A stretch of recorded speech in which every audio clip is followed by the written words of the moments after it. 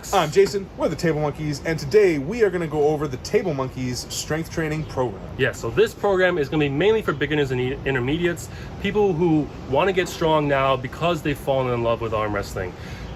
Basically, it's like, your 14-year-old kid who's never been in the gym, or your 40-year-old office worker who's never been in the gym, but you found arm wrestling now and you realize that you need to build up some actual strength in order to be good at it, and that leads you to the gym. So this is our basic program that we think will help most beginners not only get strong in the gym, but also translate it over to the table. So we've both been arm wrestling training for about 2 years now, and as you may know, we've also got a long history of powerlifting and bodybuilding training. So we want to take the knowledge that we've learned from all these years of training and put it into a concise program that you can use to get better, both in arm wrestling and in the gym. And just in general strength. Exactly.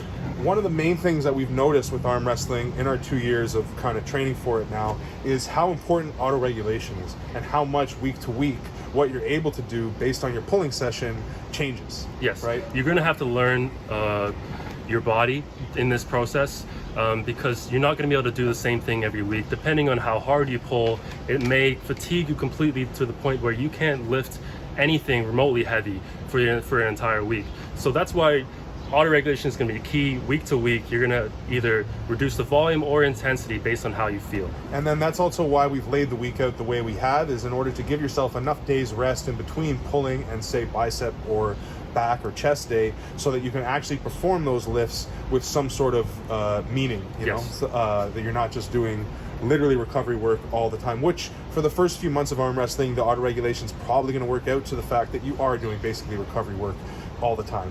But with this program, as you start to build and condition yourself, you should be able to push those lifts that we have on these specific days. So everybody pulls on a different day. Right. Some people pull on Wednesdays, some Sunday morning, some Saturday, some who knows. Everybody's different. So the way we've structured this program is day one of the program, the very beginning of your week, is your pulling day. Whatever day it is you pull on.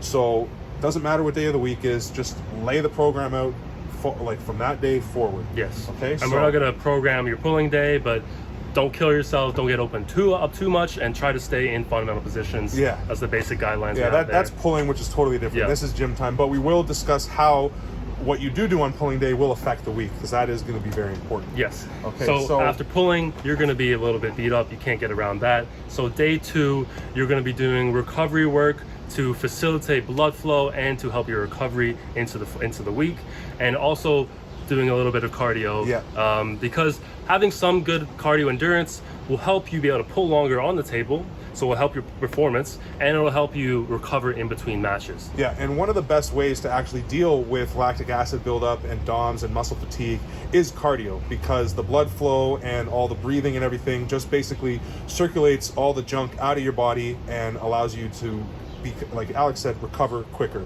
So that is why we like to do it the day after pulling and on the day that we're doing all our recovery work.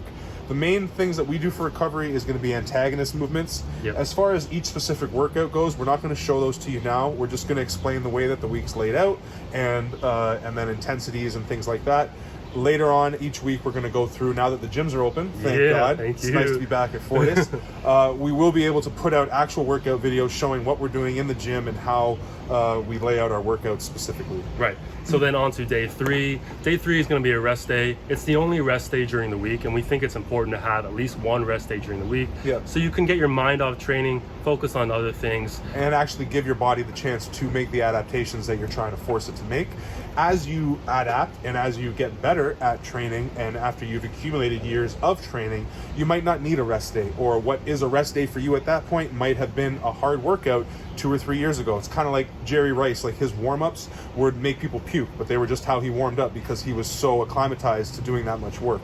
So your body will adapt, but in the beginning, as you're starting out, you definitely need a rest day. Right. And then so day 4, 5, and 6 are going to be your days in the gym where you're trying where you actually get to push the weights a bit. Exactly, if you're not too fucked up from training. Yeah. And we're also going to introduce these hand vector circuits, which ideally you do, well, it doesn't really matter, but far away from the workout that it doesn't really affect it, so either in the morning or at night.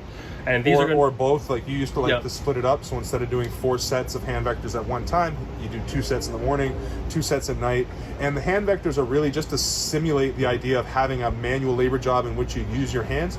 So if that's your case, if you're a carpenter or a mechanic or something where you're using your hands all day, an electrician, you're not going to need to do these hand vectors. No. You really won't. So we've introduced them because neither of us work jobs like that, and we really needed to build our hands up in the beginning.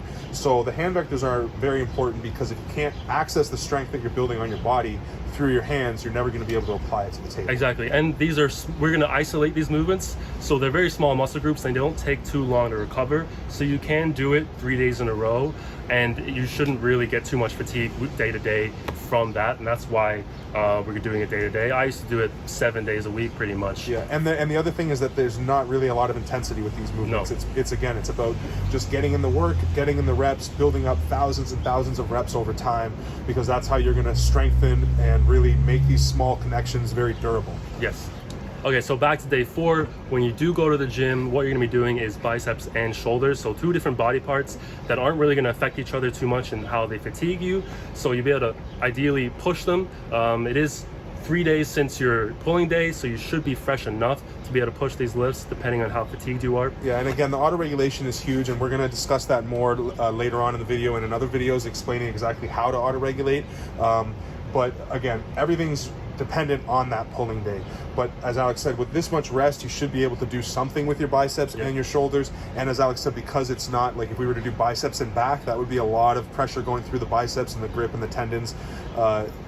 They would sort of conflict with each other, but biceps and shoulders are going to work well together. We're going to get a lot of blood through the exact same area, but we're not going to be using the muscles at the same time, really. Exactly. Right? So then on to day 5. Again, you're going to do hand vectors either morning or night or both, and triceps and legs. Yeah. So we're doing triceps because they shouldn't have been too fatigued from the shoulder day, and doing tricep work is super important for arm wrestling health, keeping your elbows healthy. Yeah.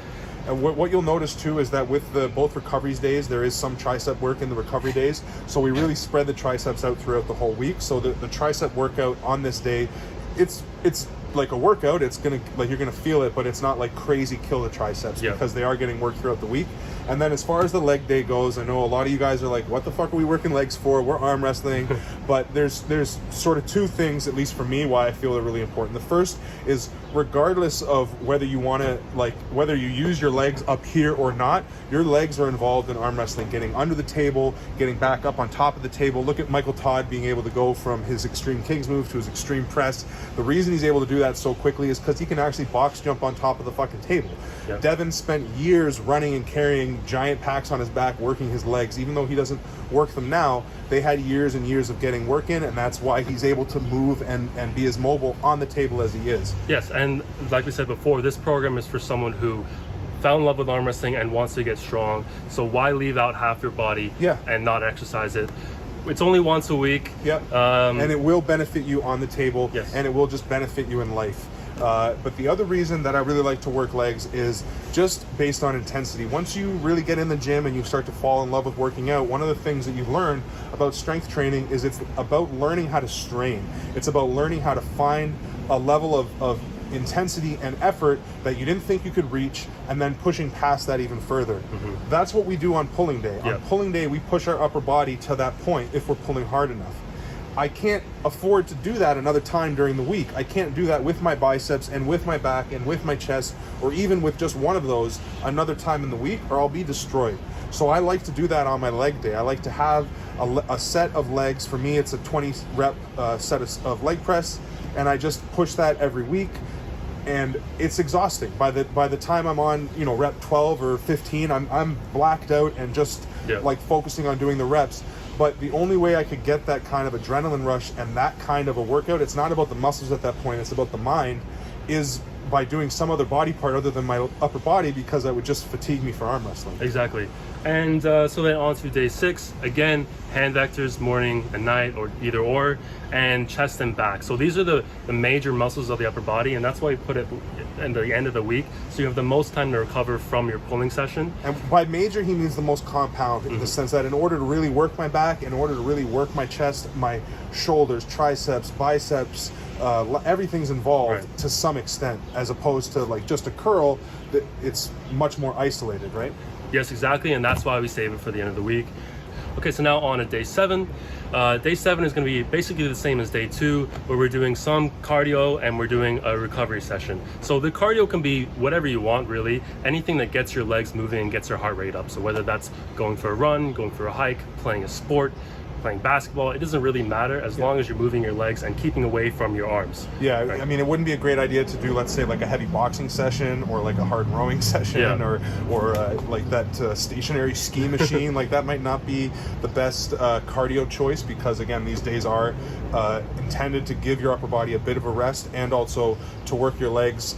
It's just about whole body circulation as well. Getting blood flow through your legs is not a bad thing, as we all learned earlier this year. Yes. And then the recovery session is just antagonist work, so it's movements that you haven't been hitting during the week. Yeah. A lot of external rotation, just keeping your elbows, shoulders healthy. And it's never done with any real intensity. No. All the recovery and antagonist work is done, again, more like maintenance. It's just something you want to build up thousands and thousands of reps over time. So it's nothing that's going to fatigue you going into the pulling session the next day, where you go super hard again and fucking feel all your gains. Yeah, exactly. And the other thing about this recovery session, the reason we do it sort of before and after the pulling session, is you're kind of recovering now from all the work that you did in the gym and getting yourself primed to pull, because you've been using all your agonist movements for those 3 days. Now you want to have a day of antagonists to kind of balance things out, so that you can go back to agonizing the fuck out of your body the next day. Exactly. And we're going to give you the program, obviously, going forward, but you can't just follow it like to the T without auto-regulating. Auto-regulation is super key. Yeah. So we're going to go dive deep into that into the next video on how to auto-regulate week to week, day to day, based on how hard you pulled. And what auto-regulation means is just adjusting your intensity, your volume, so the sets, the reps, and the weight that you're using, in order to adapt or in order to accommodate to the work that you have been doing or the fatigue that has been setting in. Yes. Oh, that was a squirrel. That was a squirrel. Yeah, I thought he was going to jump right at me. He like literally stared me in the eye and then jumped onto the tree. Anyway, that's the video. We hope you liked it. More of the program coming out next. So if you did like the video, please like the video, leave some feedback in the comments, share, subscribe, hit that bell. Do all those things, and monkeys out. Peace.